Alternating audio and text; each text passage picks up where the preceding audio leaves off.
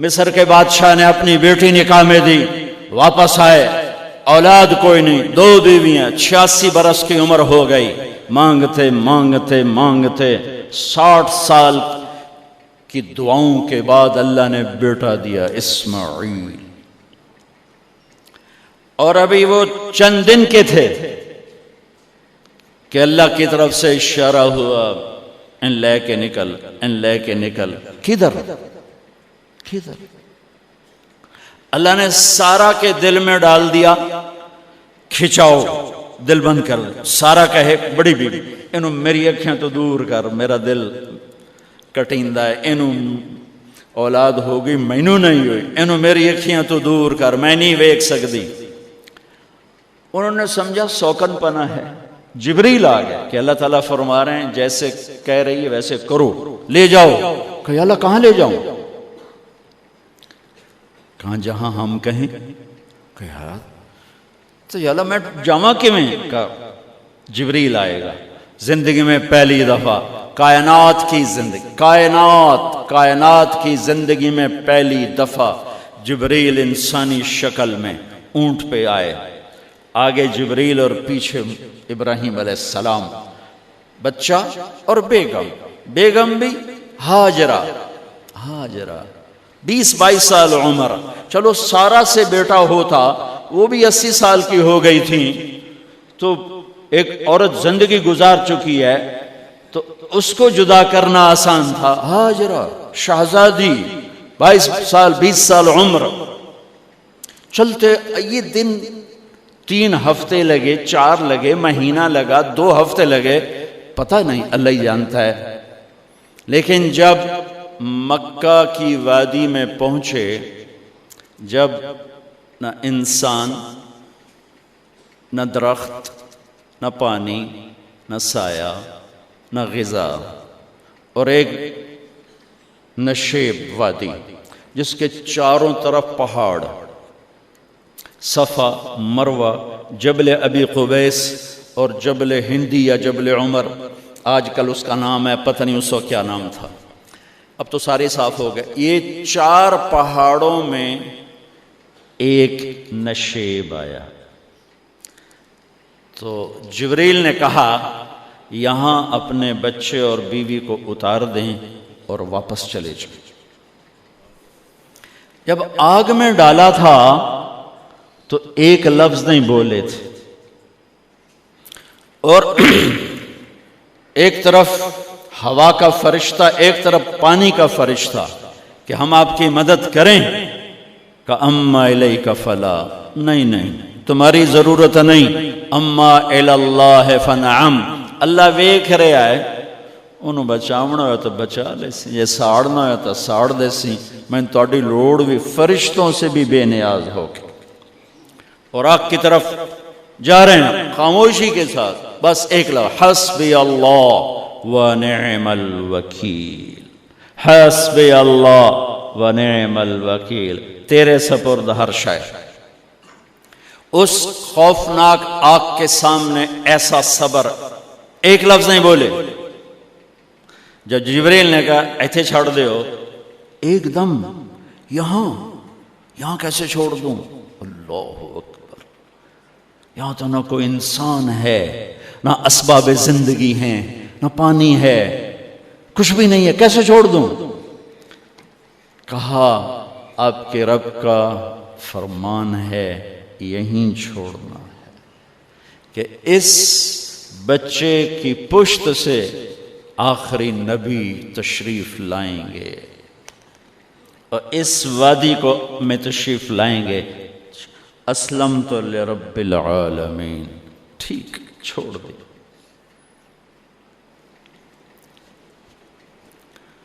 ہاجرہ تو نبی نہیں ہے نا، ہاجرہ تو شہزادی ہے۔ تو جب واپس مڑے وہ حیران ہو گئی، یہ کیا کر رہا، یہ کیا کر رہا؟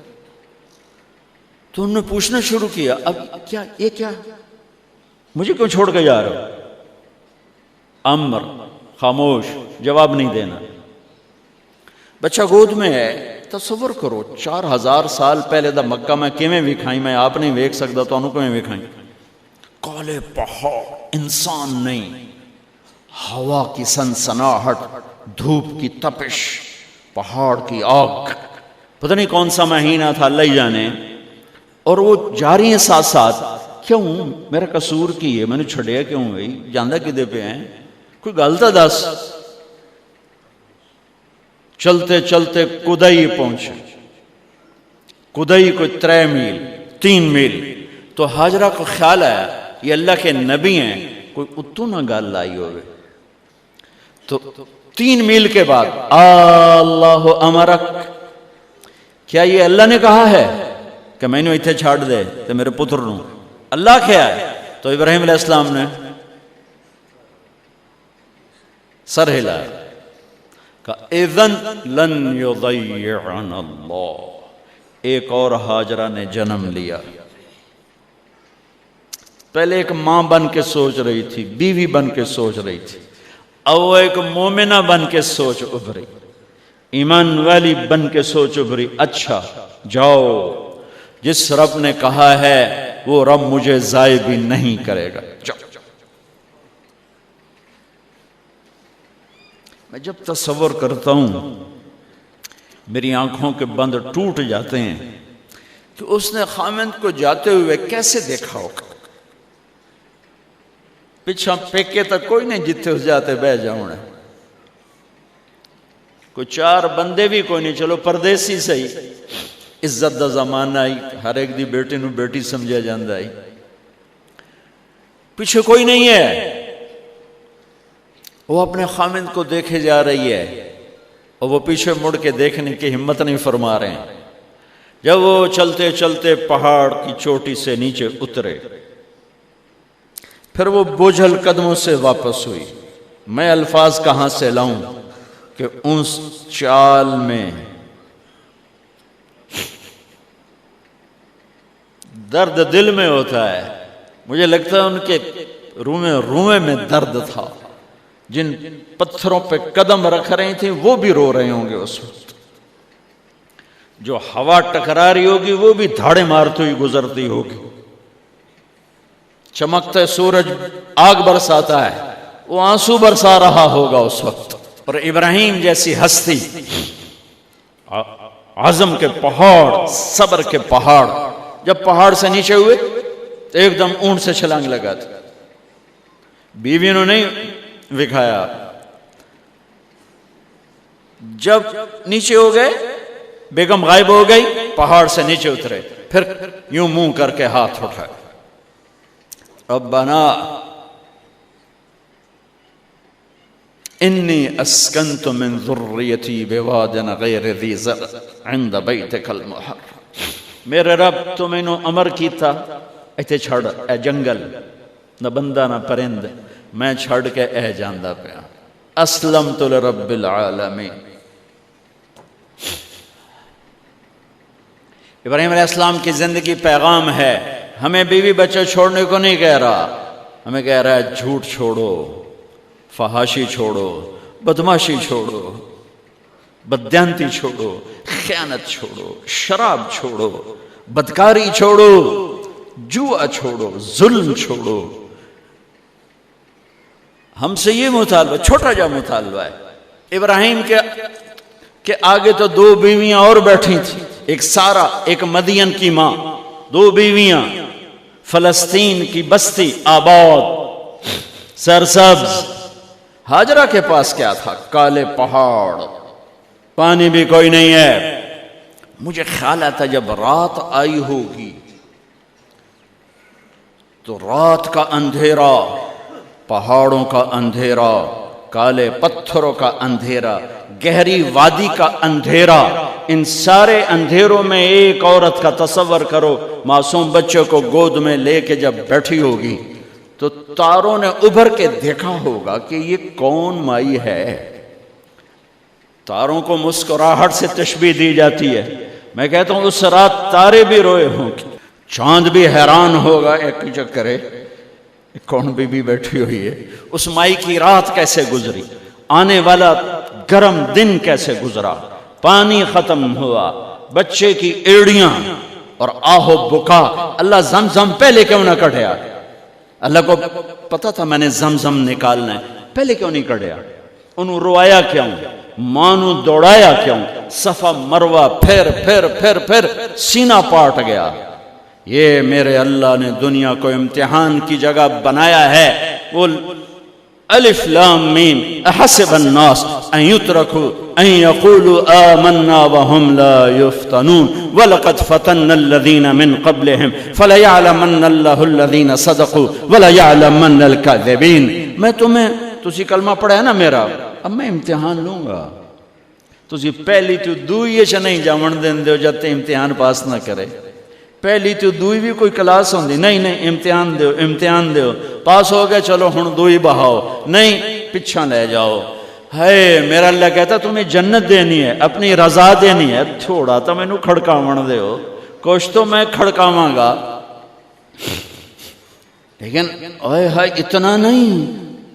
جب میں صفا مروہ چلتا ہوں تو مجھے اماں ہاجرہ کا خیال آتا ہے کہ ہم تو گیلری میں چل رہے ہیں بڑے آرام سے، وہ تو ایک پہاڑ پہ چڑھتی اترتی، دوسرے پہ چڑھتی اترتی، انہیں پتا تھا اللہ کی قسم کوئی انسان نہیں، لیکن بچے کو تڑپنا دیکھ نہیں رہی ماں، دیکھنے کی جرت نہیں ہے۔ صفا مروہ صفا مروہ صفا مروہ صفا مروہ، 7 چکر کے بعد نا وہ ہمت جواب دے گئی۔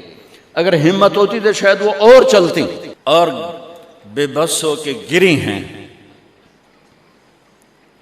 اور آخری نظر بیٹے کو دیکھنا چاہا کہ میں ایتھے مر جاواں او اتھے مر جاوے، نہ او میرا مرنا ویکھے نہ میں او دا مرنا ویکھ۔ جس امت کی بنیاد اتنی بڑی قربانی پر ہو، وہ امت کہے سود کے بغیر گزارا نہیں، جھوٹ کے بغیر گزارا۔ سارے بازار کے تاجروں سے پوچھو، کہتے ہیں جھوٹ کے بغیر دکانداری نہیں۔ سارے میں وکیلوں کو کیا کہوں، قانون ہی کالا ہے، وہ کہتے ہیں جھوٹ کے بغیر کیس نہیں۔ سیاستدانوں سے پوچھو، جھوٹ کے بغیر سیاست نہیں۔ کہاں سے لائے ہو یہ علم؟ کس کو جھٹلا رہے ہو؟ اپنے نبی کو؟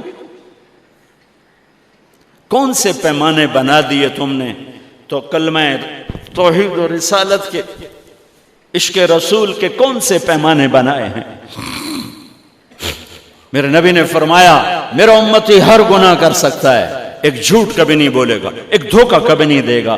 سارا پاکستان جھوٹ اور دھوکے کا گٹر بن گیا ہے۔ بازار، شہر، دیہات، منڈیاں، فیکٹریاں، وزارتیں، صدارتیں، دفاتر، عدالتیں، جس ملک کی عدالت ظلم و ستم پر اٹھ رہے ہو، میں کتھے جا کے ہنج کڈھا، کتھے جا کے ٹکر مارا۔ یہ ہاجرہ کا قصہ اس لیے ہے کہ اللہ پر ہر چیز قربان کرو۔ قربان نہیں، اللہ ہر ایک سے نہیں لیتا، وہ حسین جیسوں سے لی، وہ ابراہیم جیسوں سے لی، وہ صحابہ سے لی۔ ایسی ہمیں گندگی کے کیڑے، تو وہ گر گئیں کہ میں یہاں مر جاؤں، اسماعیل وہاں مر جائے، اور نہ میں نے ویکھے میں نے ویکھے، لیکن ایک ایسے الوداعی نظر ڈالی کہ پتہ نہیں کہ میں مردہ پہ ہے۔ تو میرے رب کا غیبی نظام حرکت میں آ چکا تھا۔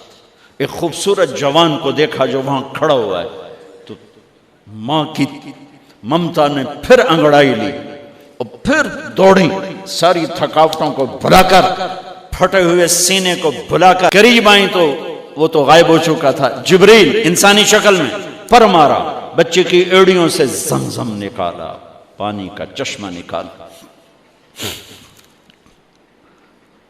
اور وہ غائب، اور پانی ابل رہا تھا۔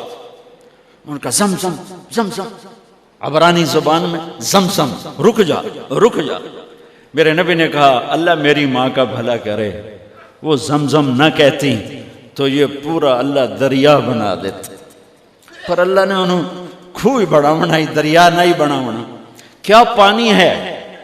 کنویں کا پانی کھڑا ہو، بیچ میں مینڈک پیدا ہو جاتے ہیں، کیڑے پیدا ہو جاتے ہیں، کتنے پونگ پیدا ہو جاتے ہیں، مچھر پیدا ہو جاتے ہیں، اس میں گھاس نکل آتی ہے، کائی نکل آتی ہے، ساری دنیا میں پھر کے جاؤ دیکھو، واحد زمزم کا کنواں ہے جس میں مینڈک پیدا نہیں ہوتا، کیڑے پیدا نہیں ہوتے، پونک پیدا نہیں ہوتے، کوئی مچھر پیدا نہیں ہوتا، کوئی گھاس پیدا نہیں ہوتا، کوئی کائی پیدا نہیں ہوتی، صاف شفاف. اور جو ہی اوپر سے موٹر چلتی ہے پانی کو کھینچنے کے لیے تو 6-7 سوراخ ہیں. سب سے بڑا سوراخ بیت اللہ کی طرف ہے، حجر اسود کی طرف ہے، اس سے پانی ابلتا ہے طوفان کی طرح، اور جو ہی موٹر بند ہوتی ہے تو وہ چشمے کا پانی، وہ سوراخوں سے پانی بند ہو جاتا ہے. یہ میرے رب کی مدد، نصرت، کہ تم اللہ کو راضی کرنے کے لیے قدم اٹھاؤ، تمہارا ہاتھ پکڑ لے، تم اس کی رحمت تمہیں اپنی چھاؤں میں لے لے گی.